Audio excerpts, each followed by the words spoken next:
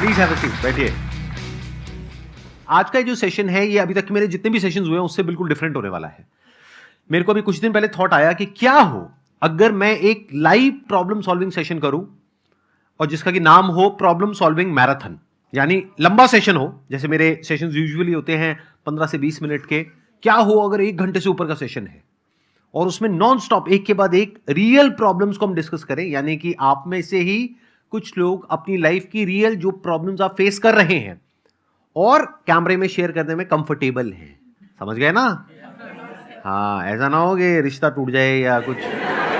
थोड़ा सोच समझ करके, संभल करके। कैमरास लगे हुए हैं, वीडियो ये अपलोड होने वाली है यूट्यूब पे, तो तभी अपनी प्रॉब्लम शेयर करनी है जब आपको कोई दिक्कत नहीं है उसको पब्लिकली शेयर करने में।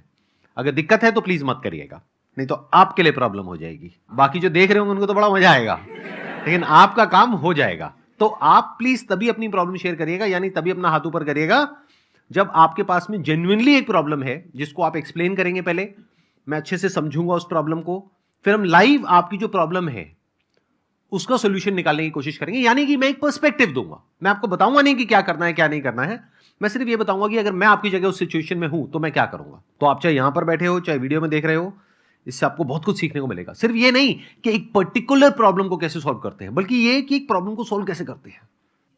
कौन है आप में से जो अपनी प्रॉब्लम यहां पर लाइव शेयर करने के लिए तैयार है?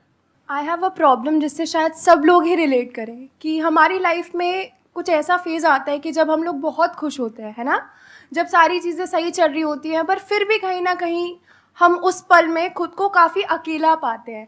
जैसे कि if I am with you और I am with one of my friend, तो कभी कभी ऐसा होता है कि हमें समझ नहीं आता कि अंदर से क्या कमी रह गई है, कि we are not happy, that we are present there but we are not happy. तो सर मेरी प्रॉब्लम तो ये है। प्रॉब्लम्स दो तरह की होती है। एक होती है फिजिकल, यानी कि अगर आप कहते हैं फाइनेंशियल प्रॉब्लम है तो हम अलग तरीके से इस प्रॉब्लम को अप्रोच करते हैं। आप कहते हैं फिजिकल प्रॉब्लम है यानी कि हेल्थ से रिलेटेड प्रॉब्लम है तो हम अलग तरीके से अप्रोच करते हैं। बट आप क्या कह रहे हो, सब कुछ परफेक्ट है तब भी अंदर से खुशी नहीं है, तो ये प्रॉब्लम क्या हुई? Mental problem. इसको हम साइकोलॉजिकल प्रॉब्लम बोल सकते हैं। बट इसको हम ये नहीं कह सकते कि मेंटली ये कोई बीमारी है या कोई इलनेस है। ये एक ऐसी प्रॉब्लम है जिसको राइट अंडरस्टैंडिंग से अभी इमीडिएटली ठीक किया जा सकता है। मतलब इसके लिए हमको कोई दवाई खाने की जरूरत नहीं है, इसके लिए हमको किसी डॉक्टर के पास जाने की जरूरत नहीं है, सिर्फ अपनी अंडरस्टैंडिंग को ठीक करना है। प्रॉब्लम की जड़ को पकड़ते हैं, क्या है? एक प्रॉब्लम की जड़ ये है कि आपके अंदर डर है कि अगर ये मूवमेंट चला गया तो क्या होगा। तो अपनी लाइफ को ऐसे जीना शुरू करो कि गुजरे हुए कल में मत जियो, आने वाले कल में मत जियो, अभी जो चल रहा है उसमें जियो। उसमें जो कुछ अच्छा है उसको देखने की कोशिश करो। अपनी जो way of looking at life है उसको इस तरीके से बनाओ कि अभी आपकी लाइफ में जो कुछ सही चल रहा है उधर आपका ध्यान होना चाहिए। इसके लिए बहुत एफर्ट लगेगा क्योंकि ऐसी हमारी प्रोग्रामिंग नहीं है। हमारे आसपास में लोगों की बिल्कुल भी नहीं है। जॉब लगती बाद में, पहले घर वालों को टेंशन हो, बेटे चली गई तो इतनी दूर जाना। नहीं, हमें भी होती है टेंशन, है ना? जरा सा कुछ अच्छा होने लग जाता है, अरे अरे अरे कहीं ये ना हो जाए, कहीं वो गड़बड़ ना हो जाए, ये ना हो जाए। तो पहला तो इसका सोल्यूशन ये है कि खुद को इतना कैपेबल बना लो कि आपके अंदर से ये जो डर है ना ये पूरी तरह से निकल जाए। जो इंसान कैपेबल नहीं होता है उसके अंदर हमेशा डर रहता है। जैसे फॉर एग्जांपल आपकी लाइफ में सब कुछ अच्छा चल रहा है, मान लेते हैं फाइनेंशियली, तो डर किसके अंदर होगा? जिसको ये पता है कि आज अगर मेरे को इस जॉब से निकाल दिया तो कल मैं कहीं का नहीं रहूंगा या कहीं की नहीं रहूंगी, उसके अंदर डर है। तो सब कुछ सही होने के बाद भी वो कभी रिलैक्स नहीं रह पाएगा। बट जिसके अंदर ये है कि अगर मेरे को इस जॉब से निकाल दिया तो इस कंपनी का नुकसान है, मेरे को तो इससे लाख गुना बेटर जॉब मिलनी ही मिलनी है, क्योंकि मेरे को पता है अगले 10 साल बाद मैं क्या करने वाला हूं, खुद के लिए भी और जिस कंपनी में मैं काम करूंगा या करूंगी उसके लिए भी। तो जिसके पास में ये विजन होती है वो कभी डरता नहीं है, डरती नहीं है। That is one. टू, अपना जो नजरिया है वो ऐसा रखो कि लाइफ में जो कुछ सही हो रहा है उसके लिए डेली सुबह और रात को सोने से पहले you must have a feeling of gratitude in your heart. And ये अपने आप नहीं आने वाला, इट्स लाइक अ प्रैक्टिस जिसको आपको डेवलप करना पड़ेगा। जैसे एक्सरसाइज अपने आप नहीं हो जाती है, एक्सरसाइज के लिए एक रूटीन बनाना पड़ता है, जो बनाना बहुत ही मुश्किल होता है शुरू में, बाद में जब बन जाता है तो फिर वो आसान हो जाता है। तो ऐसे ही ये जो डेली सुबह उठ करके अपने दिल में एक ग्रैटिट्यूड का भाव, मतलब अपने दिल में एक thankfulness to the universe, to your parents, या जो भी कुछ आपके साथ में अच्छा हो रहा है, to health, to this breath जो चल रही है बिना किसी रुकावट के, to your eyes, to your ears, to your hands, legs, whatever, जो भी कुछ सही है। मैं ज्यादा नहीं कहता, आप 21 दिन भी प्रैक्टिस करके देख लो, बहुत आसान है। यूट्यूब पे आप जाओगे, सीधा डालना ग्रैटिट्यूड अफर्मेशंस, तो बहुत सारी अफर्मेशंस आ जाएंगी। कुछ हिंदी में है, कुछ इंग्लिश में है, तो उसको आप सुन सकते हो। मेरी भी अफर्मेशंस है, एक मॉर्निंग की है, एक नाइट की है, उसको आप सुनो। ज्यादा नहीं कह रहा, 21 दिन तक सुनो, देखो मेजर चेंज आएगा हैप्पीनेस क्वोशिएंट में। सीधा सा फंडा है, गार्बेज इन गार्बेज आउट। जब भी आप दुखी हो रहे हो, आप समझ जाओ आप कुछ ना कुछ गड़बड़ कर रहे हो, उल्टी सीधी कोई वेब सीरीज देख रहे हो। मैं बता रहा हूं आपको, और फिर सवाल पूछ रहे हो कि खुशी क्यों नहीं है जिंदगी में। अरे भाई, ज़ॉम्बीज़ की सीरीज देख रहे हो आप, तो उसके यहां से खून निकल रहा है, चारों तरफ खून खच्चर हुआ पड़ा है, और आप कह रहे हो रात को ऐसे सपने क्यों आ रहे हैं। अरे जो देखोगे वही तो सपने आएंगे। तो happiness is an outcome of the kind of actions that you are taking, the kind of thoughts that you are having. तो उसके लिए एफर्ट करना पड़ेगा। I hope you got the answer. Thank you, sir. Let's give a big round of applause for her. Sir मेरा question यही है कि अब क्या है कि मैं यूपीएससी की प्रिपरेशन कर रहा हूँ।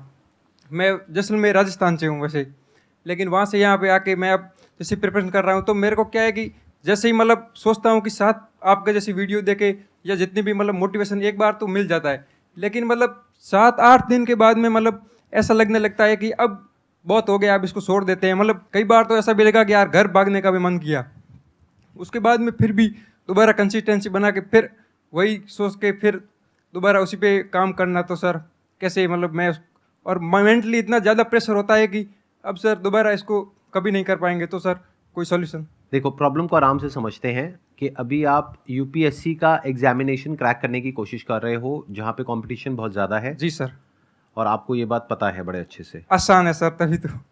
तब आसान है, मतलब आसान है को हर जगह चेप दोगे। हाँ सर, वो तो अरे ना भाई, 1 मिनट रुको, कहाँ से आसान है, बहुत मुश्किल है। आप ये बताओ, आपने एफर्ट में कोई कमी डाली? नहीं सर, कोई कमी नहीं रखी, पूरा एफर्ट किया था दबा के। तो आप कह रहे हो एफर्ट आपने पूरा किया, अब देखना ये है कि रिजल्ट क्या आया, उसको मेजर करना होगा। अगर तो वहां पे माइनर डेविएशन है, यानी आपको ये कॉन्फिडेंस आ रहा है कि सेकंड बार में मैं कर लूंगा, ये जो डिफरेंस है उसको अचीव कर लूंगा, तब तो फिर उसको करने का सेंस बनता है। लेकिन आप मान लो अगर उसको क्वालिफाई करने के लिए स्कोर चाहिए x, और अभी उस x से आप बहुत दूर हो, तो फिर आपको बैठ करके ठंडे दिमाग से सोचना होगा कि क्या ये करियर मेरे लिए ठीक है या नहीं है। ठीक है सर। मिल गया आंसर? मिल गया सर। क्या मिल गया? अब जैसे मतलब जैसे मैं 50% से लैग कर रहा हूँ अगर, तो फिर मेरे को मतलब दोबारा सोचना चाहिए है कि ये करियर मेरे लिए ठीक है या नहीं है। अगर मैं उसमें थोड़ा ही लैग कर रहा हूँ, जैसे 5-6 मार्क्स ही अगर लैग कर रहा हूँ, तो मेरे को मतलब दोबारा उसको दबा के फिर वो कंसिस्टेंसी के साथ उसको करना है। फिर सर आसान है। देख रहा हूँ अप्लॉज। सर मेरा इशू है कि sir I am also an UPSC aspirant. तो सर जब शुरू किया था तब बहुत जोश था, इवन मैंने अपना फर्स्ट अटेम्प्ट नहीं दिया है, बट स्टिल सर अब I am an like social person. तो जब यहाँ सर मैं इनिशियली आई थी तो आई एम लाइक कि मैंने सोच रखा था कि I will not interact that much to everyone, क्योंकि अगर मैंने इंटरेक्शन शुरू किया तो I will get social and I will lag in my studies. Sir initially sir सब सही चल रहा था कि like I was very good लेकिन स्टडीज़, पर अब सर जैसे जैसे मैं सोशलाइज हो गई हूँ, आई एम हैविंग फ्रेंड्स, तो सर ऐसा लग रहा है कि sir I am just going deep into that only. और सर कहीं ना कहीं अब मेरे दिमाग में एक सेकंड भी प्लान भी आना शुरू हो गया है। तो सर अब मतलब लाइक दिमाग में लगने लग गया है कि शायद मैंने जो ऑप्शन चूज़ किया है अपने करियर के लिए, तो that is not for me, कि I am not for this. इसके लिए मुझे इतना ज़्यादा मतलब थोड़ा वैसा इंसान होना पड़ेगा कि सिर्फ मैं अपनी स्टडीज़ पे ज़्यादा फोकस करूँ और सोशल ना हूँ ज़्यादा। But I no I am a social person, और मुझे लोगों से इंटरेक्ट करना, नेटवर्क बनाना, वो मुझे कभी कभी लगती है कि आई एम फॉर दैट। तो अब मुझे लगता है कि वापस पीछे जाना और यहाँ इतना खर्चा करने के बाद that is not that easy. तो sir I am in this situation कि अब मुझे समझ नहीं आ रहा है कि अब मुझे आगे क्या करना चाहिए। देखो, मैं आपको ये नहीं बता सकता कि आपको क्या करना चाहिए। मैं ये बता सकता हूँ अगर मैं आपकी सिचुएशन में होऊंगा तो मैं क्या करूंगा। मैं पहले अपनी पर्सनालिटी को देखूंगा कि मेरी पर्सनालिटी क्या है, उसके अकॉर्डिंग करियर को चूज करूंगा। अभी आपने अपने करियर को कैसे चूज किया, आप खुद बताइए, आपने कैसे चूज किया कि मेरे को यूपीएससी को क्रैक करना है? ये थॉट कहाँ से आया? यस सर, ऑल्दो सर मेरा पूरा फैमिली बैकग्राउंड बिजनेस से, इवन फादर वांटेड कि मैं बिजनेस करूं, but I don't no sir, मैंने एक्चुअली बीच में एनजीओ में वर्क करना शुरू किया था, तो फ्रॉम देयर आई थॉट कि I can do it's like मुझे इसमें भी इंटरेस्ट है, क्योंकि सोशल वर्क लाइक अगर कोई यूपीएससी नहीं भी करना चाहता तो everyone like to do that, but मुझे पता नहीं क्यों वो करने के बाद लगा कि I can do this also and much better for the society. असली सोशल सर्विस होती क्या है, ये हमको कभी किसी ने नहीं सिखाया, लेकिन एक कीड़ा हम सबके अंदर है कि मुझे सोशल सर्विस करनी है या नहीं है? आप में से कितने हैं जो सोसाइटी के लिए कुछ अच्छा करना चाहते हैं? हाथ ऊपर करो। और कितने हैं जो महा गिरे हुए लोग हैं जो कहते हैं कि सोसाइटी की भाड़ में, मेरे को सिर्फ अपने बारे में सोचना है? कोई नहीं है। तो सब अंदर से क्या बनना चाहते हैं? सोसाइटी के लिए कुछ अच्छा करना चाहते हैं। ये कीड़ा हम सबके अंदर है बाय डिफॉल्ट। ऐसा ही हमको सिखाया भी गया है मॉरल साइंस की बुक्स में कि सबके लिए अच्छा करो, ये करो, वो करो। बट एक्चुअल में सोशल सर्विस होती क्या है, ये कभी हम पूछते ही नहीं है, समझते ही नहीं है। ध्यान से सुन लेना इस बात को, अगर समझ गए तो आपकी लाइफ की एक बहुत बड़ी प्रॉब्लम सॉल्व हो जाएगी। बहुत बड़ी, मतलब बहुत बड़ी। क्या एक फ्लावर एक पार्क में है, मान लो गुलाब का फूल है, उसमें से खुशबू आ रही है, वो सोशल सर्विस कर रहा है? नहीं कर रहा है? Yes sir. नहीं कर रहा है। वो क्यों कर रहा है सोशल सर्विस? सोशल सर्विस हो रही है। दोनों में बड़ा फर्क है। उसके होने की वजह से वहां पर खुशबू है उतने दायरे में जहां पर वो है, बट क्या वो सोच करके सोशल सर्विस कर रहा है? क्या वो इसलिए खुशबू फैला रहा है कि लोगों को बड़ा अच्छा लगेगा, लोगों की लाइफ बढ़िया हो जाएगी, लोग रिलैक्स हो जाएंगे? उसको इस सबसे फर्क पड़ता है? तो गुलाब क्या कर रहा है? वो जो है, जैसा है वैसा है, उसके होने की वजह से औरों को बेनिफिट हो रहा है। इस बात को ध्यान से समझ लेना। वो किसी की जैसा बनने की कोशिश नहीं कर रहा है। ये नहीं कि उसके फ्लावर के पास से कोई निकला और वो वहां पर उसने पेड़ के ऊपर देखा कि एक कोयल बैठी है और वो कुछ बोल रही है, गा रही है, व्हाटएवर, और उसने देखा कि लोग उसकी तारीफ कर रहे हैं और उस फ्लावर ने कहा मेरे को कोयल बनना है। ऐसा तो नहीं है ना? तो फ्लावर क्या कर रहा है? बस वो जो कर वो कुछ भी नहीं कर रहा है। वो जैसा है सो है। कोयल क्या कर रही है? किसके जैसा बन रही है? जैसी है सो है, बट उसके होने की वजह से सोशल सर्विस हो रही है। ध्यान से सुन लेना, मेरी इस बात को समझ लेना। ये जो ठेकेदार होते हैं ना सोसाइटी के, इनसे खतरनाक लोग कोई नहीं होते हैं। आप लोगों को ये बातें समझ नहीं आएंगी। मैं हर तरह के आदमी से मिला हूं, आदमी, औरत, व्हाटएवर, तो मुझे पता है अंदर से कैसे होते हैं। तो कभी ठेका मत लो सोसाइटी का। Look at your life, look at your personality, what kind of a person are you. जैसे अभी आपने बोला कि मेरे को लोगों से बात करना अच्छा लगता है, लोगों से इंटरेक्ट करना अच्छा लगता है, तो अगर आपका करियर ऐसा ही हो जहां पर कि आप लोगों से बात कर सको, इंटरेक्ट कर सको, और उसके लिए जो तैयारी करनी है उस करियर के लिए उसमें भी कुछ ऐसा ही हो, तो बढ़िया हो गई लाइफ। Yes sir. आपकी जो मेन प्रॉब्लम है वो ये है कि अब मैं क्या करूं? क्या मैं इसको छोड़ दूं? या छोड़ने के क्या रेपरकशंस है? दुनिया बोलेगी, बाहर में गई दुनिया, बोलने दो। क्योंकि अगर अभी नहीं छोड़ा और 4 साल बाद छोड़ा तो दुनिया और बोलेगी। सर अभी भी छोड़ना मुश्किल है। अभी छोड़ना अगर मुश्किल है, अभी तक कितने अटेम्प्ट दे चुके हो आप? सर ये मेरा फर्स्ट होगा, बट मैंने अपना साल पूरा निकाला दिया है। तो अभी 1 ही साल हुआ है ना। हाँ पर सर मेरी तैयारी ऑलमोस्ट लाइक मैंने कर नहीं तो अभी मत छोड़ो ना, दे करके छोड़ो ना। जब एग्जाम दे दोगे और रिजल्ट आएगा तो वो रिजल्ट आपके घर वालों के सामने होगा, तो जब वो देखेंगे वो खुद ही कहेंगे छोड़ दो। आप खुद क्यों छोड़ते हो? उन्हीं को बोलो ना कि बेटे रहने दे, तुझसे ना हो पाएगा, व्हाटएवर। फिर आपके लिए रास्ता खुलेगा एक दूसरा। देखो, थोड़ा सा दिमाग लगाना सीखो लाइफ में ना, चाणक्य नीति को सीखो। साम दाम दंड भेद, मतलब हर तरह के नुस्खे हमको आने चाहिए, क्योंकि अभी आप बीच में छोड़ दोगे तो पूरी जिंदगी भर के लिए ठप्पा लग जाएगा। थोड़ा सा ही टाइम रह गया ना, खत्म कर लो, एग्जाम दे दो, मार्क्स आ जाएंगे, जो होगा वो सामने आ जाएगा। सर वही ऐसा लगता है ना फिर कि सेकंड ऑप्शन भी नहीं हुआ तो मतलब फिर जो हम सोच रहे हैं कि प्लान बी हमारा ये होगा, कल को वो भी नहीं हुआ तो। हाँ, 1 मिनट, स्टेप बाय स्टेप आगे बढ़ो। देखो अब क्या हो रहा है, अभी आप क्या कर रहे हो, आप एक प्रॉब्लम को और कॉम्प्लिकेट कर रहे हो। करियर चूज कैसे किया? सर आसपास देख के। आसपास देख करके कुछ भी अच्छा लगा, बस अट्रैक्ट हो गए और उसकी तरफ वो कर दिया। और वो भी जब कुछ और देखते हो तो कुछ और माइंड में आने लग जाता है। हाँ यस सर। जैसे अभी किसी को देखा तो यूपीएससी का माइंड में आ गया, फिर शार्क टैंक देखा तो बिजनेस का माइंड में आ गया। ऐसा होता है नहीं होता है? तो वो माइंड जो है वो इधर उधर छलांगे मारता रहता है। क्यों? क्योंकि हमें क्लैरिटी नहीं है कि हम जो कर रहे हो कर क्यों रहे हैं। किसी को देख करके कर रहे हैं, वो जो मैंने अभी थोड़ी देर पहले एग्जांपल दिया था फ्लावर वाला और वो जो कोयल वाला जो एग्जांपल था, कि हम किसी को देख करके कुछ बनने की कोशिश कर रहे हैं, क्या कभी भी फ्लावर कोयल बन पाएगा अगर वो बनने निकल गया तो? No sir. मे भी शायद बन जाए लेकिन उसके लिए पता नहीं कितना एफर्ट करना पड़ेगा। तो वो हो गया एक मुश्किल रास्ता। आसान रास्ता क्या है कि फ्लावर बनने के लिए जो करना चाहिए वो सब उसके अंदर है, तो वो बड़े आराम से बन सकता है, एफर्टलेसली बन सकता है। तो आपका जो बेसिक नेचर है उसको पहले एनालाइज करो, समझो।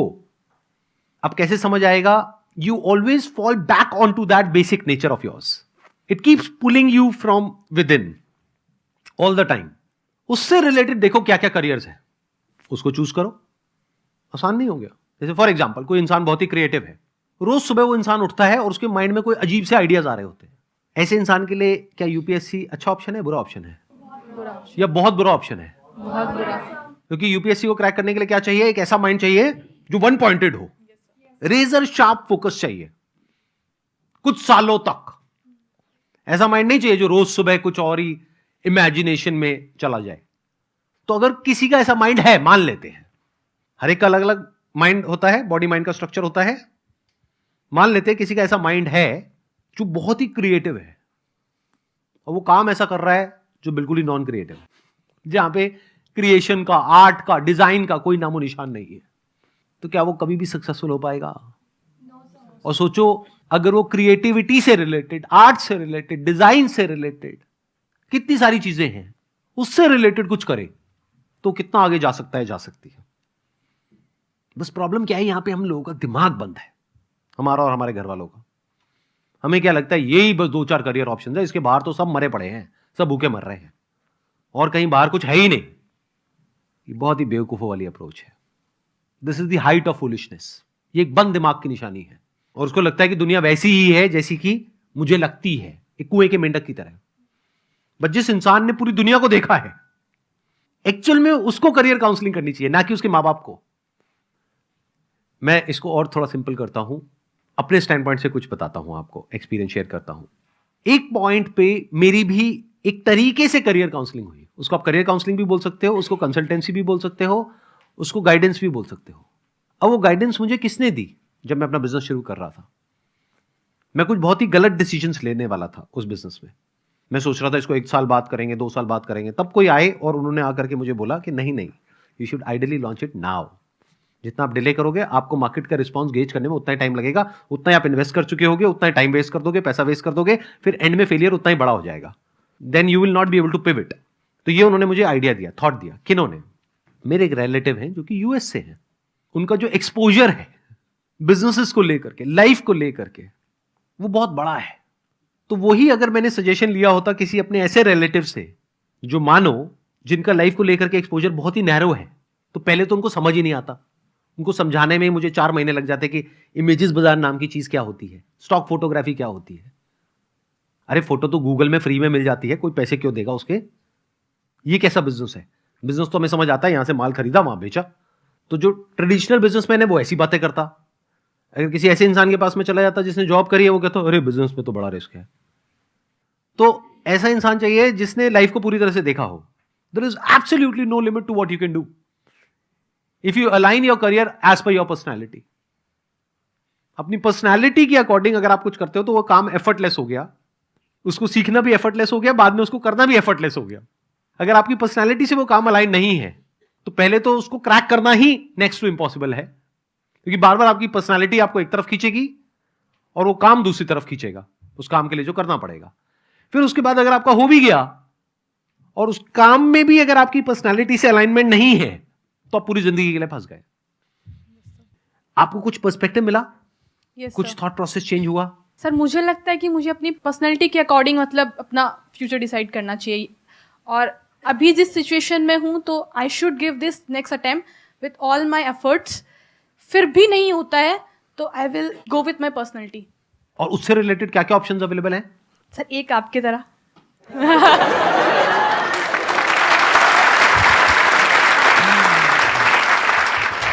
लेकिन याद रखना ये सिर्फ एक ऑप्शन नहीं है, एक मेरी तरह, बट सर आई वांट ऐसे टू गो फॉर बिजनेस। हजारों लाखों ऑप्शंस हैं। If you want to do business, business में तो अनलिमिटेड ऑप्शंस हैं। बट अगर बिजनेस नहीं भी करते, even if you are doing a job, then also there are multiple options which are there which are connected to your personality. बस ये याद रखना हमेशा लाइफ में। मेरा जो प्रॉब्लम है कि मेरे माइंड में तो चल रहा होता है कि मैं किसी को समझा दूंगा, समझाऊंगा, ये समझाऊंगा, लेकिन लास्ट में जब उनके पास पहुंचता हूँ, उनको समझाने जाता हूँ, तो मेरा बिल्कुल माइंड ब्लैंक हो जाता है कि मैं उनको क्या समझाऊंगा। मतलब कि समझाता हूँ लेकिन समझ में नहीं आता कि उनको क्या समझा रहा हूँ मैं। ये एक बहुत इंटरेस्टिंग क्वेश्चन है, क्योंकि नहीं, रुको, यहाँ पे इस क्वेश्चन में मैं कुछ बड़ा मज़ेदार देख रहा हूँ। आई एम नॉट श्योर आप कैसे देखोगे कैसे नहीं, बट थोड़ा इंटरेस्टिंग तरीके से देखते हैं। हमें ना ये गलतफहमी होती है कि हम किसी को कुछ समझा सकते हैं, नंबर 1। क्योंकि आप लोगों को क्या लगता है कि मुझे ये गलतफहमी है कि आप लोगों को कुछ भी समझ आ रहा है जो मैं बोल रहा हूँ?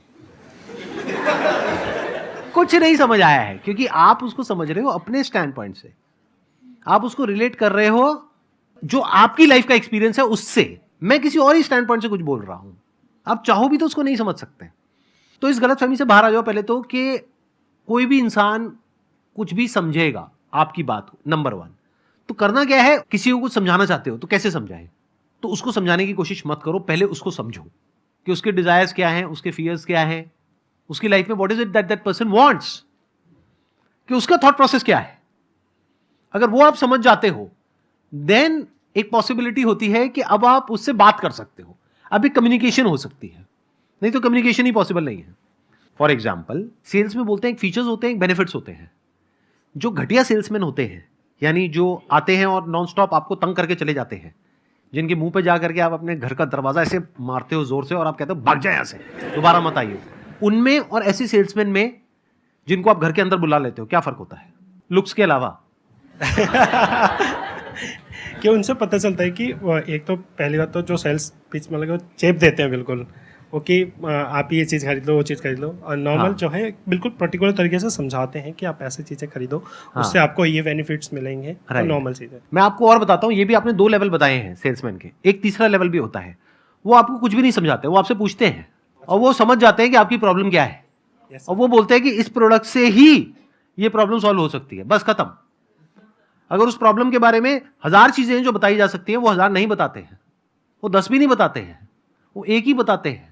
वो एक कौन सी होती है? जो आपकी प्रॉब्लम होती है उससे कनेक्ट कर देते हैं। Yes. किसी को कुछ भी समझाने से पहले आपको उनको समझना पड़ेगा, फिर आप उनसे बात कर सकते हो उनके लेवल पे आकर के, otherwise you can not talk to anybody. और सब कुछ तो कभी भी किसी को नहीं समझाना है, कुछ पत्ते बचा करके रखने हैं, सारे पत्ते नहीं खोल देने हैं, चाहे आपके पेरेंट्स ही हो। सही टाइम आने पे सही बात बोली जाती है, अगर सब कुछ ही जाकर के आप बोलने लग जाओगे तो गड़बड़ हो जाएगी। फॉर एग्जाम्पल, आप अपने लिए कोई करियर चूज करना चाहते हो और आपके घर वाले अगेंस्ट हैं, अब आप कह रहे हो उनको जाकर के मुझे समझाना है, कैसे समझाओगे? ध्यान से समझो पहले उनके माइंड में क्या चल रहा है। उनके माइंड में ग्रोथ नहीं चल रही है, आपके माइंड में ग्रोथ चल रही है। आपके माइंड में चल रहा है कि इस बिजनेस से इतने साल में 10 गुना पैसा कमाया जा सकता है। उनके दिमाग में ये सब नहीं चल रहा है, उनके दिमाग में चल रहा है कि ये जो पैसा हम लगाएंगे उस पैसे का क्या है भाई, वो डूब गया तो क्या होगा, नंबर 1। नंबर 2, आपकी लाइफ की सिक्योरिटी क्या है। उनके माइंड में कुछ और ही चल रहा है, आपके माइंड में कुछ और ही चल रहा है, और दोनों एक दूसरे को समझाने की कोशिश कर रहे हैं और फिर कह रहे हैं जनरेशन गैप है। दोनों बुद्धू बता रहा हूं, मतलब क्योंकि समझ ही नहीं पा रहे ना कि सामने वाले को चाहिए क्या है। क्योंकि या तो वो आपसे आपकी भाषा में बात करें या आप उनसे उनकी भाषा में बात करो। दोनों अपनी अपनी भाषा में बात कर रहे हैं, बिल्कुल ऐसा हो गया, एक अंग्रेजी बोल रहा है, एक जर्मन बोल रहा है, उसको उसकी नहीं समझ आ रही, उसको उसकी नहीं समझ आ रही, और धर धर धर धर धर धर धर धर दोनों बोलते चले जा रहे हैं। और वो कह रहा है कि उसको समझ क्यों नहीं आ रहा। अरे भाई उसको आती ही नहीं अंग्रेजी, और इधर से वो बोल रहा है उसको जर्मन समझ क्यों नहीं आ रही, मैं इतनी कोशिश तो कर रहा हूं। तो आपको फिगर आउट ये करना है कि जो आप करियर चूज करने वाले हो उसमें वो कैसे अचीव होगा जो वो चाहते हैं। बस उतनी ही बात उनसे करनी है, अपनी बातें नहीं करनी है उनसे। आई बात समझ में? नहीं आई? आगे सर, कैसे समझाए हम? समझ समझ के जो ना समझे, समझ समझ के भी ना समझे, ऐसा कुछ होता था ना? क्या होता है? एक मिनट देना, इनको माइक देना, माइक देना। हाँ, समझ समझ के समझ को समझो, समझ समझना भी एक समझ है। समझ समझ के जो ना समझे मेरी समझ में वो ना समझ है। क्या बात है, let's give a big round of applause.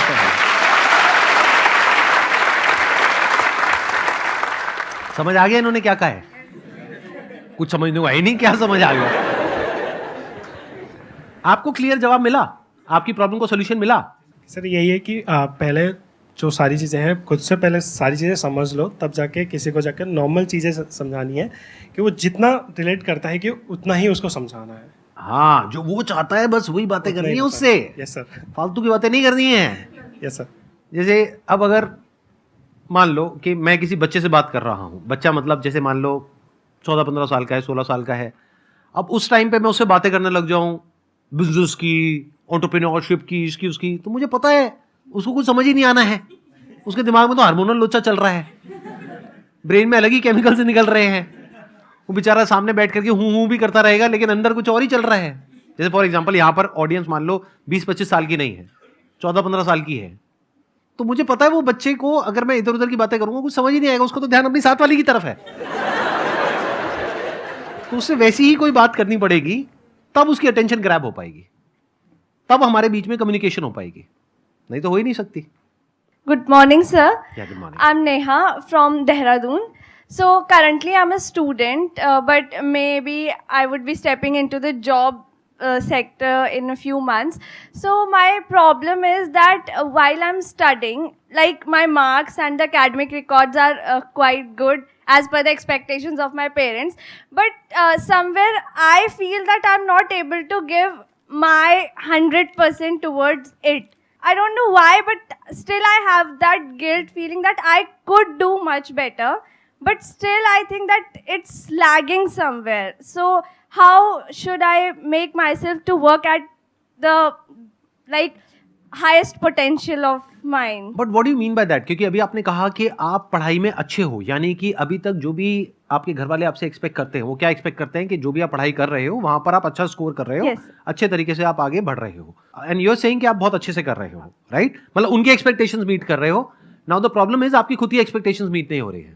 Like, That's what you're trying to say? The thing is, they only see the college records and the school records, but in today's time, the competition is much higher outside the college. Like the competitive examination studies, like some of my friends are able to manage this college studies as well as the competitive exam preparation. But somewhere I feel that I am not able to manage it properly. आप क्या क्या कर रहे हो, एक बार थोड़ा सा बताओगे?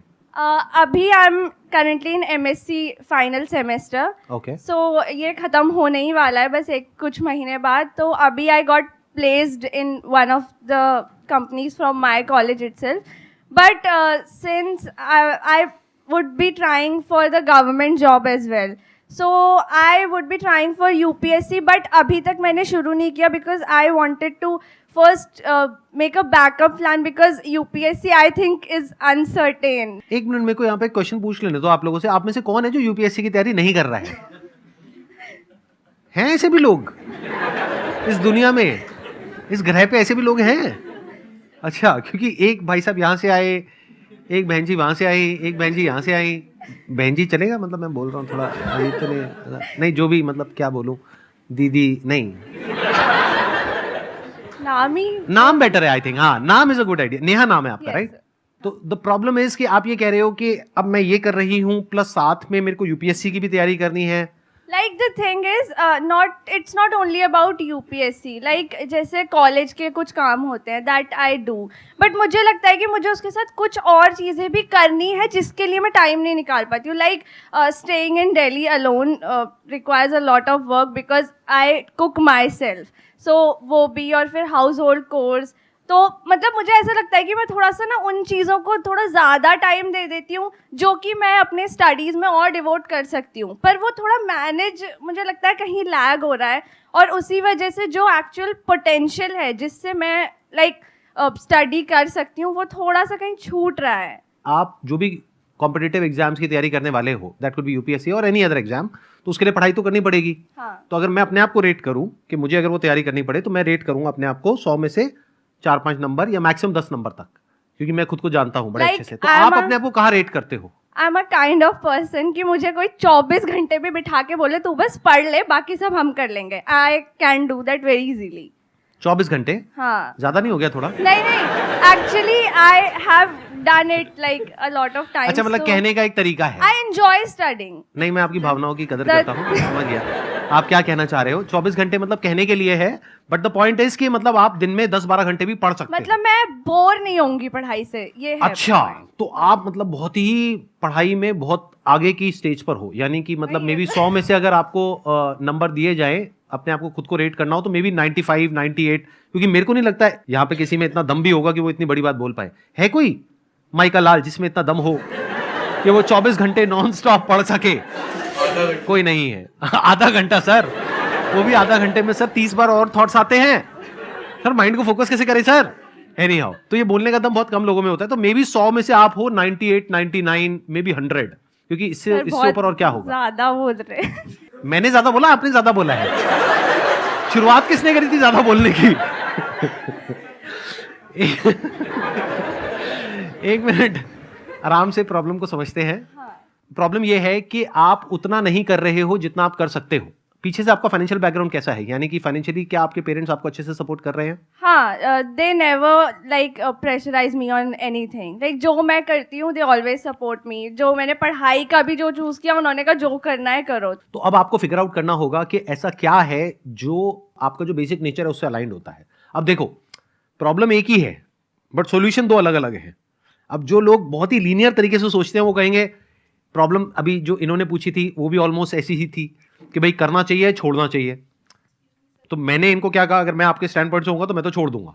ये इनके लिए सोल्यूशन था। और आपके लिए क्या सोल्यूशन है? क्योंकि आपने कहा कि मैं इतना पढ़ सकती हूं, तो आपके लिए क्या सोल्यूशन है कि आप वो जो बाकी के काम है, यानी जो आप कह रहे हो आपका सारा टाइम वहां चला जाता है, घर में खाना बनाना, कपड़े धोना, हाँ, मतलब साफ कुछ भी, सफाई, हाँ। व्हाटएवर, वो सब उस सब में टाइम चला जाता है।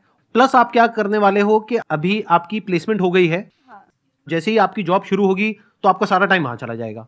हाँ, बट द थिंग इज कि स्टक नहीं रहना है ना उसी जॉब में भी। लाइक थोड़ा आगे के लिए भी कुछ। I was about to say that. तो मैं अगर आपकी जगह होऊंगा तो मैं क्या करूंगा, जस्ट एज एन एग्जाम्पल, या अगर मान लेते हैं कि मैं करियर काउंसलर हूं और मैं आपको गाइड कर रहा हूं कि क्या करना चाहिए, तो मैं क्या करूंगा, पहले आपके फाइनेंशियल बैकग्राउंड को देखूंगा कि आपके पेरेंट्स के पास में कितना पैसा है, क्योंकि पीछे से पेरेंट्स आपको सपोर्ट कर रहे हैं। तो अगर पेरेंट्स आपके फाइनेंशियली वेल ऑफ है, यानी वो अगले 2 साल तक 3 साल तक आपका खर्चा उठा सकते हैं, तो उनको बहुत अच्छी रिटर्न मिल सकती है। इन अदर वर्ड्स कि अगर आप अगले 2-3 साल तक लग करके किसी अच्छी जॉब के लिए तैयारी करते हैं, जहां पर के अच्छा हाई पेइंग आपको जॉब मिल जाएगी, जो आपको लगता है कि आपके लिए ज्यादा एफर्टलेस है, जिसमें एफर्टलेसली आपका ध्यान लग जाता है। कुछ सब्जेक्ट्स ऐसे होंगे जहां पे आपको बहुत एफर्ट लगाना पड़ता है, मान लेते मैथ्स में बहुत एफर्ट लगाना पड़ता है, बट ऐसे कुछ सब्जेक्ट्स हैं, फिजिक्स है, केमिस्ट्री है, वहां पे ध्यान एकदम से लग जाता है। तो जहां पे ध्यान लग जाता है, ऐसे जो सब्जेक्ट्स हैं उससे रिलेटेड जो करियर ऑप्शंस हैं, और जहां पे फ्यूचर पोटेंशियल बहुत अच्छा है, जहां पे आपको ये पता है कि अगर मैं 2 साल तक 24 घंटे ना सही दिन में 12 घंटे भी पढ़ाई करूंगी तो 2 साल बाद मैं ये क्रैक कर लूंगी, और उसकी श्योरिटी बहुत ज्यादा है। सुनना, ध्यान से सुनना, क्योंकि अगर श्योरिटी कम है तो मैं ऐसे करियर में नहीं जाऊंगा। मतलब आप ये कहते हो कि मैं दिन में 12 घंटे पढ़ाई करूंगी, लेकिन आई एम नॉट श्योर कि 2 साल बाद मेरा होगा या नहीं होगा, तो I will not go in that career. I will go in a career जहां पे आई एम ऑलमोस्ट 100% श्योर। तो रिस्क जीरो हो गया, पेरेंट्स के लिए भी, आपके लिए भी। तो फिर मैं अपने पेरेंट्स से बैठ करके आराम से बात करूंगा कि भाई ऐसा कुछ मैं सोच रहा हूं कि अगले 2 साल में ये पॉसिबल है, तो मैं जॉब नहीं करूंगा। अभी सुनने में थोड़ा अजीब लगेगा आपको, क्योंकि आपकी प्लेसमेंट हो गई है, राइट? तो मैं जॉब के लिए मना कर दूंगा। अपनी पढ़ाई जो भी MSc है उसको खत्म करके, लास्ट सेम है उसको खत्म करके, मैं अपना पूरा फोकस डालूंगा अगले 2 साल के लिए, अपने पेरेंट्स से डिस्कस करके कोई ऐसी एग्जामिनेशन को क्रैक करने में जिसकी क्रैक होने की पॉसिबिलिटी बहुत ज्यादा है, जहां पे कंपटीशन कंपैरेटिवली कम है, जहां पे ज्यादा लोग नहीं जाते हैं। ऐसे किसी एग्जामिनेशन में मैं नहीं जाऊंगा जहां पे सब लोग जा रहे हैं, जिसके बारे में सबको पता है। मे भी कोई ऐसी फील्ड चूज करूंगा जिसके बारे में बहुत कम लोगों को पता है। हो सकता है इंटरनेशनली कुछ ऐसा हो जहां पे स्कॉलरशिप्स मिलती हो, तो मैं उधर अपना एफर्ट लगाऊंगा।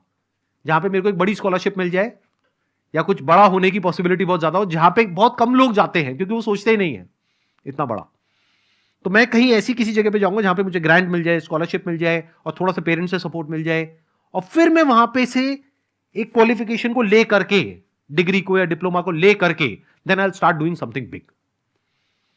तो 2 साल बाद जो मैं कर रहा होऊंगा वो उससे बहुत बड़ा होगा, जो अभी अगर मैं अपने 2 साल निकाल देता हूं घर के काम करने में या फिर एक जॉब करने में।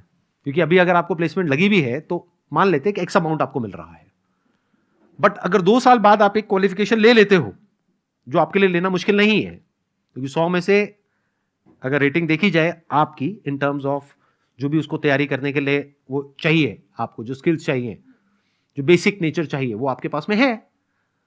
तो अगर आप पूरा एफर्ट वहां लगाते हो 2 साल तक, और वो नहीं हुआ तो उसका बैकअप प्लान भी तैयार है कि अगर ये नहीं हुआ तो यहां हो जाएगा, ये नहीं हुआ तो यहां हो जाएगा, ये नहीं हुआ तो यहां हो जाएगा। बट ये उससे 5 गुना या 10 गुना बड़ा है जो अभी हो रहा है।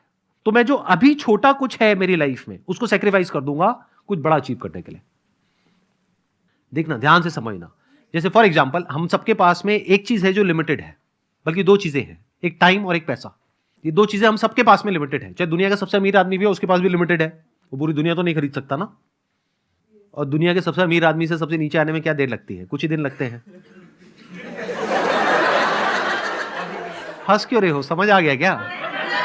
अच्छा, नहीं, मैं चाहता नहीं था कि आपको समझ आए, बट ठीक है, आ गया तो कोई बात नहीं। तो 2 चीजें हैं जो हम सबके पास में लिमिटेड है, चाहे मैं हूं, चाहे आप हो, चाहे कोई भी है, कोई भी इंसान है इस पूरी दुनिया में, टाइम और पैसा। तो इसको बड़े समझदारी से इन्वेस्ट करना होता है, टाइम को भी और पैसे को भी। अब यहां पे एक प्रॉब्लम आएगी, आप कहोगे कि सर आपने जो आइडिया दिया उसके हिसाब से मुझे घर का काम नहीं करना चाहिए। तो घर का काम कौन करेगा? आप। मतलब आपके घर का काम तो करना ही है, तो वो कौन करेगा? अरे तो वो कोई ऐसा इंसान करेगा जिसके टाइम की जो वैल्यू है उसके साथ में वो मैच होता है। मान लो कोई मेड है, वो आएगी, खाना बनाएगी, वो साफ सफाई करेगी, ये करेगी, वो करेगी। अब आप कहोगे सर वो तो 5,000 रुपए लेकर के चली जाएगी। तो क्या आपके टाइम की वैल्यू अगर 2 साल बाद देखी जाए, आज की बात मत करो, आज तो 0 है क्योंकि आज तो आप जॉब ही नहीं कर रहे, क्या 2 साल बाद आपके टाइम की वैल्यू 5,000 रुपए महीना है? तो क्यों कर रहे हो वो काम? समझे? कैलकुलेट करो ना कि अगर 2 साल में आप एक पर्टिकुलर इसको क्रैक करते हो तो मान लो आपको ₹1,00,000 महीने का मिलेगा। तो ₹1,00,000 महीने तक पहुंचने के लिए आपको उसको अगले 2 साल तक 5,000 रुपए देना होगा। 5,000 रुपए महीना मतलब साल का कितना हो गया? 60,000 रुपए। 2 साल का कितना हो गया? 1,20,000 रुपए। तो इसको ऐसे देखो, 1,20,000 रुपए आपने इंस्टॉलमेंट्स में इन्वेस्ट किया, उसके ऊपर जिंदगी भर आपको ₹1,00,000 महीना आने वाला है। बुरी इन्वेस्टमेंट है क्या? तो अपने घर वालों को समझाओ ये बात। प्लस जो जॉब आपने छोड़ी उसमें भी तो लॉस हुआ ना आपको। 2 साल तक मानो आपने एक जॉब छोड़ दी और आज आपको मिल रहा है मान लो 30,000 रुपए महीना। तो साल का कितना हो गया? 3,60,000 रुपए। 2 साल में कितना हो गया? 7,20,000 रुपए। तो 7,20,000 रुपए आपने छोड़ दिया, प्लस ये भी एक मेड रखी करी और वो सब अपने काम को डेलीगेट किया ताकि आप 1 पॉइंटेड फोकस के साथ 2 साल तक पढ़ाई कर सको। तो टोटल लग गया 10 लाख रुपए। 10 लाख रुपए कितने टाइम में लग गया? अगले 2 साल में। लेकिन उस 10 लाख को आपने रिकवर किया कितने टाइम में? अगले 10 महीने में, जॉब लगते ही। तो ये कहां बुरी है इन्वेस्टमेंट? ये तो बढ़िया इन्वेस्टमेंट है। जब घर वालों को ये बात समझाओगे तो उनको समझ आएगी या नहीं आएगी? बशर्ते कि आपके प्लान में दम हो। अब वो प्लान में दम क्या होता है? ध्यान से सुन लेना मेरी बात को। बट नॉट श्योर कितने लोगों को समझ आएगी, कितनों को नहीं आएगी, बट कोशिश की जा सकती है। करियर हमेशा ऐसा चूज करो जहां पे डिमांड बहुत ज्यादा हो, सप्लाई कम हो, यानी कि जो हर एक की नजरों में ना हो। अगर कोई ऐसा करियर आप चूज कर रहे हो जो सभी कर रहे हैं तो आपके सक्सेसफुल होने की पॉसिबिलिटी बहुत कम है उसमें। That is a fact. Yes sir. Clear हुआ कुछ? हाँ, क्या बताओ? वही कि हमें मतलब अभी ये देखना पड़ेगा कि किस में हमें थोड़ा सा टाइम और इन्वेस्ट करके हमें बेटर बेनिफिट मिल सकता है, चाहे हमें थोड़ा सा अभी कुछ प्रेजेंट फायदों को सैक्रिफाइस क्यों ना करना पड़े। Please have a seat. Let's give a big round of applause. Thank you sir. Sir मैं आपके रिलेशनशिप से मतलब बहुत इंस्पायर्ड हूँ, जैसा आप आपके और रुचि मैम के। ठीक है सर हम भी ऐसे स्कूल में मिले थे 12th क्लास में। हम मतलब कौन? आप और वो लड़की है लड़का? लड़की सर, लड़की। बस क्या रे, पूछना ठीक रहता है, मतलब यू नेवर नो। आप उस लड़की से स्कूल में मिला था। स्कूल में मिले थे, ठीक है, बहुत सुंदर। आगे? और उसके बाद में फिर सर हमारा मतलब 2.5 साल तक रिलेशनशिप चला और फिर ब्रेकअप हो गया थोड़े टाइम पहले। ठीक है, सुनने दो। अबे हंस क्यों रहे हो? तुम लोगों के अंदर फीलिंग और इमोशनल नाम की चीज है या नहीं है? तो सर मतलब बहुत बढ़िया रिलेशनशिप चल रहा था। शुरू में तो सबका ही बढ़िया चलता है, बढ़िया चला। उसके बाद में फिर प्रॉब्लम शुरू हुई और अब मतलब खत्म हो गया, ब्रेकअप हो गया। हाँ। तो इसमें नई बात क्या है? 99% लोगों का यही होता है, मतलब इसमें नई प्रॉब्लम क्या है? मुझे समझ नहीं आ रही। प्रॉब्लम तो खत्म हो गई ना? प्रॉब्लम तो खत्म हो गई सर, लेकिन हाँ। मूव ऑन नहीं हो पा रहा हूँ ना मैं। मतलब कितने टाइम पहले हुआ ब्रेकअप? 29 अप्रैल को हुआ था इस 2022 में। अभी तक मूव ऑन नहीं हो पा रहे? नहीं। तो यहाँ थोड़ी नजरें दौड़ाओ।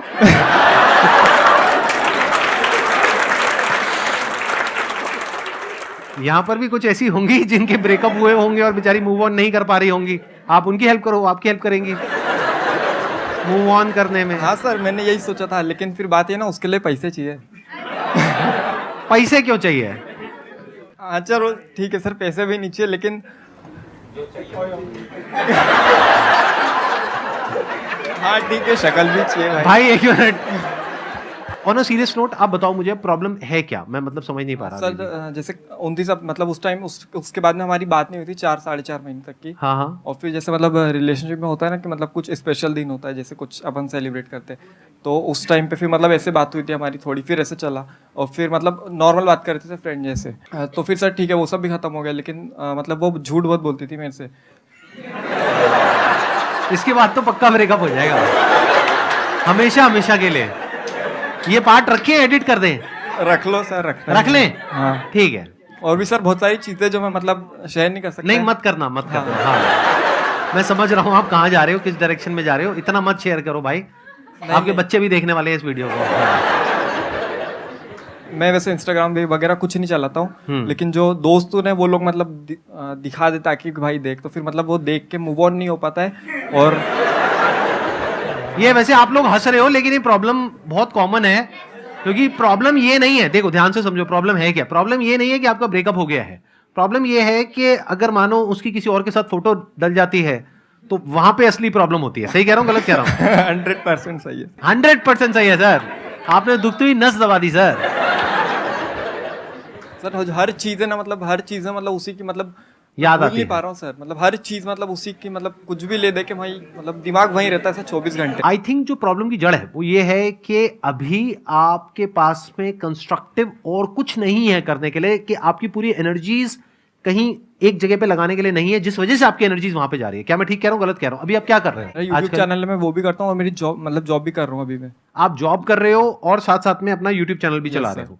क्या आप आने वाले 5 साल बाद अपने आप को फाइनेंशियली एक पर्टिकुलर लेवल पे देखते हो या नहीं देखते हो? सर देखता हूँ। या फिर कहते हो कि नहीं जो भी है जैसा भी है ठीक है, नहीं घर सर, वाले तो हैं ही, बिल्कुल बैठे देखता हैं वो खिला देंगे व्हाटएवर? नहीं सर, बिल्कुल देखता हूँ खुद को। क्या अचीव करना चाहते हो 5 साल बाद? सर मेरे को बस फाइनेंशियली फ्री होना है। फाइनेंशियली फ्री का मतलब क्या? मतलब कितना पैसा कमाना इतना चाहते हो? पैसा कि मेरे को पैसे की टेंशन ना हो। इतना पैसा कमाना चाहते हो कि आपको पैसे की टेंशन ना हो? हाँ। 5 साल के अंदर अंदर? ऐसा कैसे होगा? अभी एज कितनी है आपकी? 22 चल रहा है। 22 है, तो 27 की एज में आप फाइनेंशियली फ्री होना चाहते हो तो सकता है, बट प्रैक्टिकली कैसे पॉसिबल होगा? अभी आप जॉब कर रहे हो, आई एम अज्यूमिंग कि बहुत ज्यादा नहीं कमा रहे होगे वहां से। बिल्कुल नहीं कमा रहा सर। बिल्कुल भी नहीं कमा रहे? नहीं बिल्कुल भी नहीं मतलब बहुत ज्यादा बिल्कुल फ्री नहीं की कमा जॉब कर रहे हो? हाँ बिल्कुल ज्यादा बहुत नहीं। अच्छा, मतलब कम कमा रहे हो, है ना? हाँ ठीक है।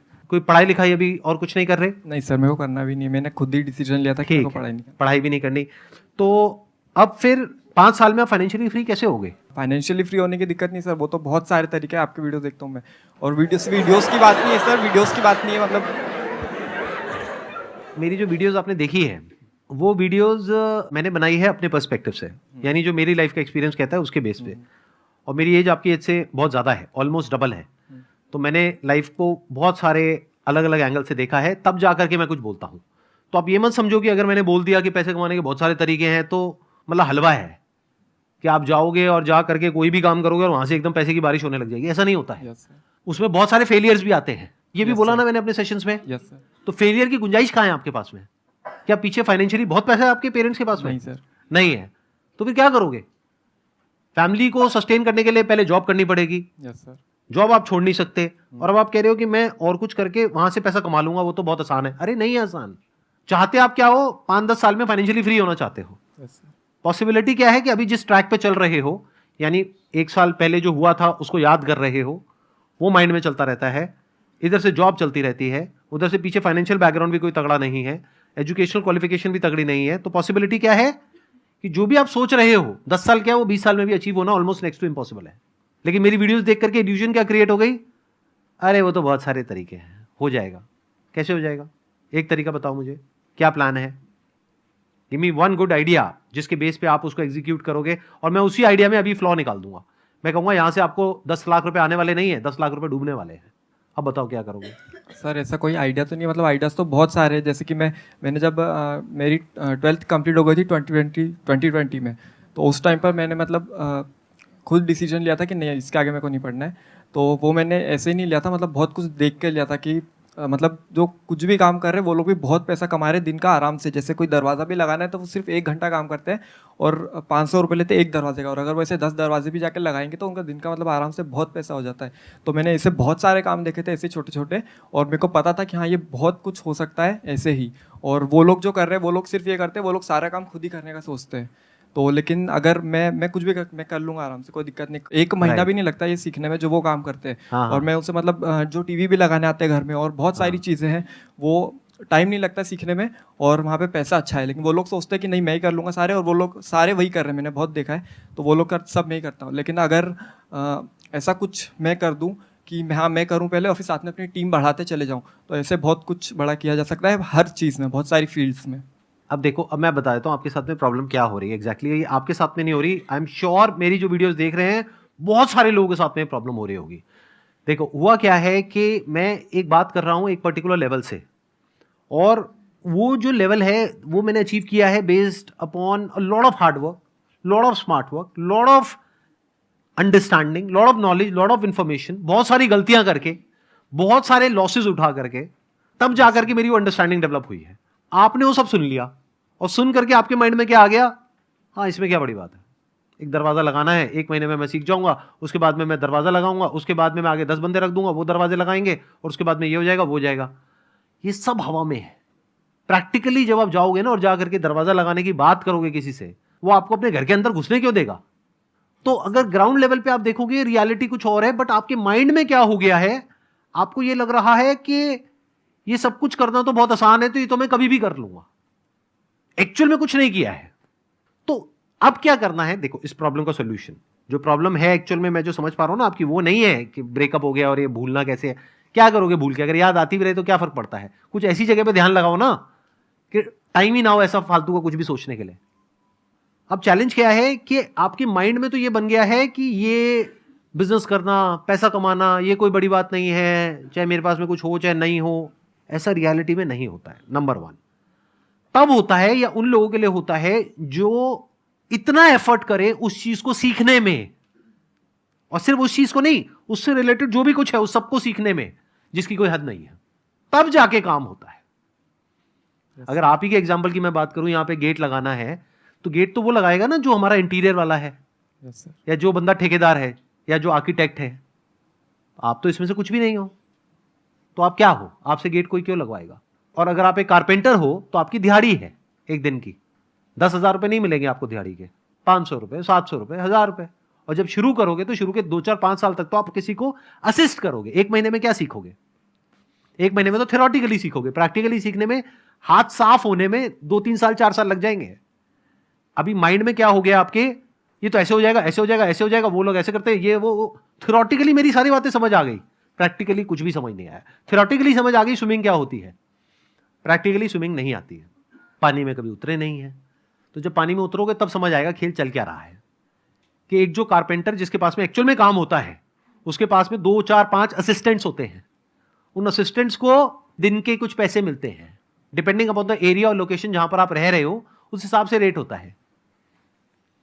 किसी ऐसी जगह पर हो जो रिमोट एरिया है तो वहां पे 200-300 रुपए, 400 रुपए, और अगर आप यहां पर हो दिल्ली में, एनसीआर में, 500 रुपए, 600 रुपए, मैक्सिमम 700 रुपए, 800 रुपए एक दिन का।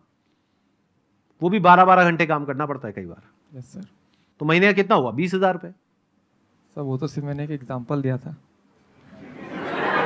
कोई और एग्जांपल दो। नहीं सर, समझ गया, मतलब बात समझ गया मैं आपकी। बात समझ आई? Yes, sir. क्या समझ आई? स्किल्स अपग्रेड करना पड़ेगा, और जो अपन जैसा सोचते हैं अपनी फेरी टेल दुनिया में वैसा नहीं है, पहले मुंगेरी उसको लाल के उतरना हसीन पड़ेगा। सपने होते हैं। हाँ। जिन सपनों की दुनिया में कुछ भी हो जाता है। हाँ। और बड़ी जल्दी हो जाता है कि मैं एक मुर्गी खरीदूंगा, वो 10 अंडे देगी, फिर उसमें से मुर्गियां निकलेंगी, फिर उसमें से ये होगा, फिर मेरा पोल्ट्री फार्म होगा, ये होगा, वो होगा। जब प्रैक्टिकली करने जाते हैं तब पता लगता है अच्छा मुर्गी को बीमारी भी होती है। बहुत सारी मुर्गियां तो मर जाती हैं बीमारी की वजह से, और बीमारी के लिए इलाज कराने के लिए पैसे चाहिए होते हैं। मेरे पास तो वो भी नहीं है। Yes sir. तो एक्चुअल में जो लाइफ है, एक्चुअल में जो बिजनेस है, वो वैसा नहीं है जैसा आपको टीवी में दिख रहा है, या मेरी बातों में दिख रहा है, या यहां दिख रहा है, वहां दिख रहा है। वो तो थ्योरेटिकल बातें हैं। वो तो तब आपके काम की है जब आप एक्चुअल में कुछ कर चुके हो। डेलीगेट तो तब करोगे ना जब खुद एक लेवल पे पहुंच जाओगे। समझ गए? Yes sir. Sir my question is kind of psychological type. अभी यहाँ पे बहुत सारे करियर क्वेश्चंस हो गए तो मैं उसको ड्रॉप कर रही हूँ। सर मेरे साथ ऐसा है कि मेरा क्वेश्चन ये है कि मेरे को ना फियर ऑफ लूजिंग है, और स्पेशल उसका कॉन्टेक्स्ट ये है, मेरा सिबलिंग है, मेरा भैया है। तो अब क्या है कि मैं ना उसके साथ इतना ज़्यादा रहती हूँ, इतना काइंड ऑफ कह सकते हैं डिपेंडेंट है या जो कुछ भी है। अगर करियर को लेकर इसमें जाएं तो जैसे मैंने 12th के बाद जो कुछ भी खुद का बहुत सारा प्लानिंग किया, डिज़ाइनिंग मैंने अपनी चीज़ों को खुद से किया, उस डिज़ाइनिंग को जो फाइनल टचअप होता है हर चीज़ का ना, वो मुझे देता है। और ये सब बहुत छोटे छोटे एग्जाम्पल्स हैं। तो अब जब से कॉलेज आई हूँ ना, ऐसा मेरे साथ हो रहा है कि जब भी मैं मेडिटेट करती हूँ, मतलब मेरा अपना खुद का है, तो मैं वो क्रिया वगैरह करती हूँ, तो मुझे ना तब बहुत अचानक से मैं ओवर इमोशनल हो जाती हूँ। मतलब काइंड ऑफ मेरे को रोना भी आ जाता है कि मुझे लगता है कि अब मैं उससे दूर हो गई हूँ। ऐसे टाइम विद पासिंग टाइम मैं उसको मतलब दूर हो जाऊँगी तो खो दूँगी। In the sense what do you mean by that? मतलब धीरे धीरे जैसे अभी क्या है कि अभी डिस्टेंस मेंटेन हुआ है, मतलब अभी फिजिकली दूर हुए हैं, तो अभी जैसे वो लगता है कि मतलब अभी वो भी बड़ा हो जाएगा, उसकी लाइफ सेट हो जाएगी, उसकी शादी हो जाएगी, उसकी हाँ, वाइफ आ तो जाएगी, हाँ वो मेरे Right? से अलग हो जाएगा। वो तो होना ही है।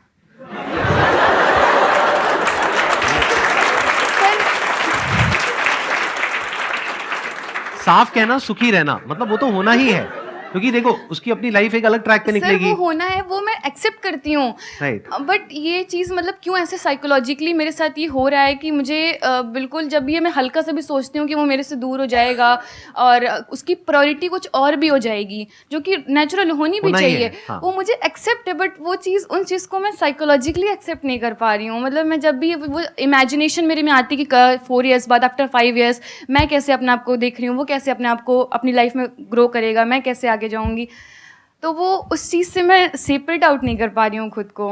आपको लग रहा है कि this relationship was so good क्योंकि आपका जो बड़ा भाई है उन्होंने बड़ा आपकी केयर करी होगी, बहुत ध्यान बहुत रखा ज़्यादा, होगा, मतलब- हमेशा आपको सपोर्ट किया, अनकंडीशनली हमेशा आपके साथ में रहे, तो आपको लग रहा है कि this is the best that a relationship can be. और अगर ये भी नहीं हुआ तो मेरी लाइफ में है क्या? ये फंडामेंटली डीपली हमारे अंदर रूटेड होते हैं, ऐसे जो थॉट्स होते हैं, ऐसे बिलीव्स होते हैं। But all I can say is accept the fact that the future is unknown. Future is unknown. आज आप कितने साल के हो? आपकी एज कितनी है? 20। जब आपकी एज होगी 30, 40, तो क्या उस वक्त आपका जो स्टेट ऑफ माइंड है या जो स्टेट ऑफ लाइफ है, क्या वो सब एग्जैक्ट वैसा ही होगा जैसा अभी है, या सब कुछ बदल गया होगा? सब कुछ बदल जाएगा। कितना बदलेगा? बहुत बदल जाएगा। सब कुछ बदल जाएगा। तो the future is unknown for you. तो जब आपको नहीं पता है और उससे रिलेटेड एक थॉट ही है जो माइंड में आप प्लांट कर सकते हो, तो जब कुछ करना ही है तो कुछ अच्छा ही प्लांट करते हैं ना। सर वो करना है, वो प्लान भी करना है, बट अभी मेरे को ये नहीं समझ आ रहा है कि इसका रूट क्या है, first thing, and second thing how to solve. That is what I am trying to say. देखो, ध्यान से सुनना और ध्यान से समझना।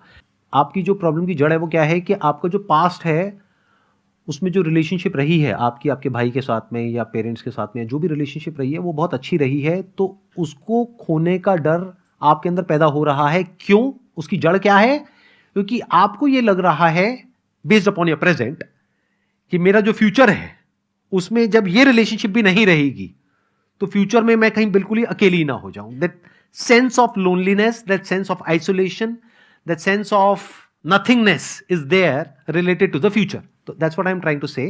ध्यान से सुनना। फ्यूचर से रिलेटेड एक थॉट प्लांट करो अपने माइंड में, अभी की अभी, यहीं की है कि मुझे नहीं पता फ्यूचर में क्या होने वाला है। सत्य है, किसी को नहीं पता, पर जो भी होगा पास्ट से अच्छा ही होगा, क्योंकि I will be a better person. ये एंड नहीं है, ये बेस्ट नहीं है।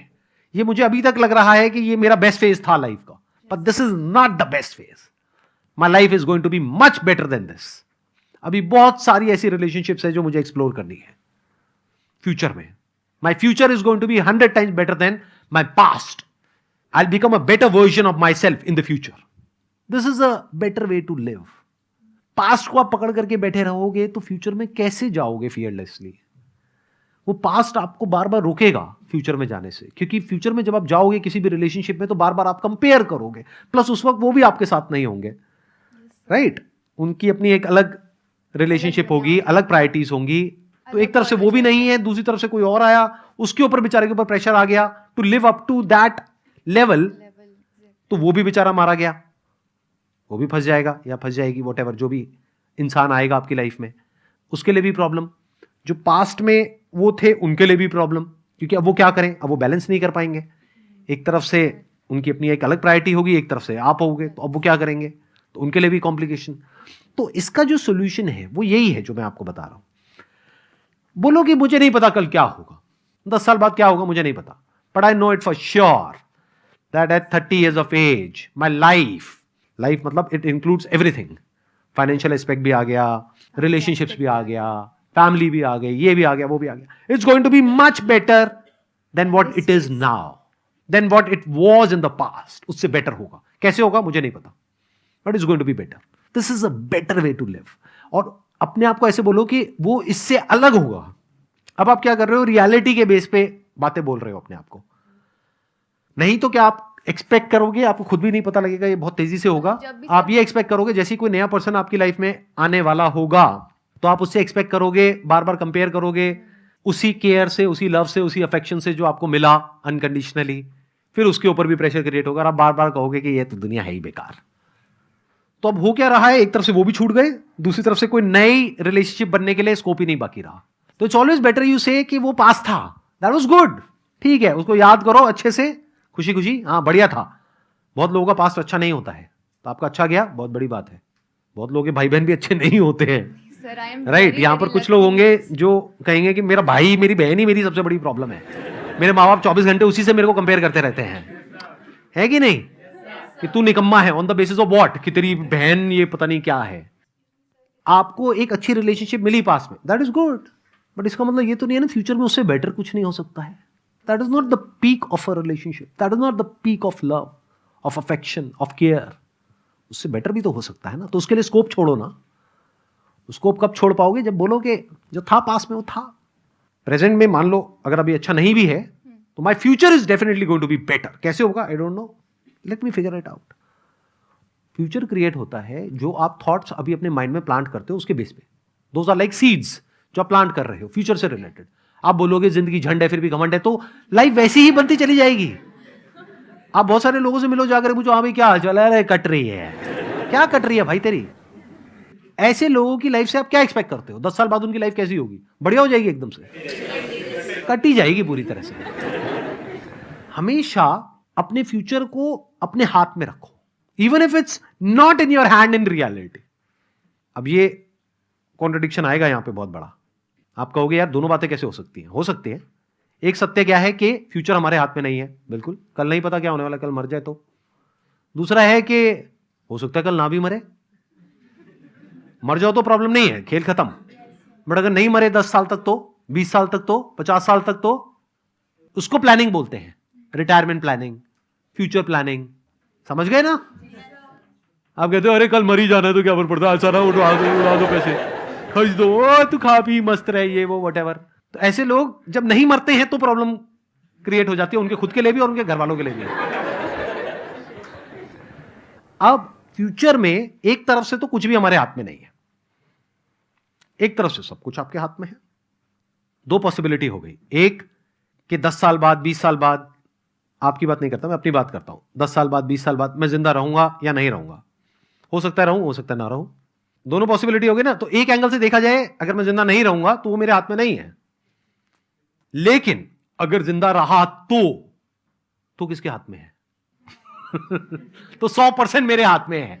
वो कैसे क्रिएट होगा मेरा फ्यूचर 10 साल बाद, 20 साल बाद? जिस तरह से मैं आज सोच रहा हूं, एकदम से थोड़ी टपकेगा फ्यूचर कहीं से। फ्यूचर इस प्रेजेंट से और पास्ट से ही तो निकलेगा। जो मेरा नजरिया है प्रेजेंट को देखने का और पास्ट को देखने का, उसके बेस पे मेरा फ्यूचर क्रिएट होगा, उसके बेस पे मेरे फ्यूचर को प्रेडिक्ट किया जा सकता है। तो एक एंगल से देखा जाए तो फ्यूचर हमारे हाथ में नहीं है, बट एक और एंगल से देखा जाए तो फ्यूचर हमारे हाथ में है। अच्छा, अब एक और interesting layer, this is the last layer of this thing. देखना, ध्यान से समझना, कितना % फ्यूचर आपके हाथ में है और कितना नहीं है? 20%। मतलब 20% आपके हाथ में है, 80 नहीं है।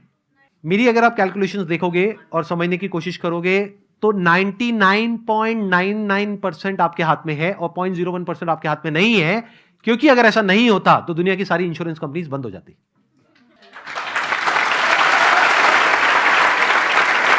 ध्यान से समझो, आप 5,000 रुपए प्रीमियम में पे करते हो टर्म इंश्योरेंस का, इंश्योरेंस कितने की मिलती है? 1 करोड़ की। क्यों दे पा रहे हैं वो? अगर 20% लोग मर जाएं तो कंपनी बंद हो जाएगी। तो कंपनी को पता है कि आपके मरने की क्या पॉसिबिलिटी है और आपके जीने की क्या पॉसिबिलिटी है, उस पर दाव लगा रही है। आपको खुद को नहीं पता है। मतलब आपके जिंदा रहने की पॉसिबिलिटी आप किसी इंश्योरेंस कंपनी से जाकर के पूछ सकते हो, वो एक्यूरेटली बताएंगे आपको बेस्ड अपॉन डेटा। तो इसका मतलब 99.99% लाइफ आपकी 20 साल बाद जो होने वाली है वो आपके हाथ में है।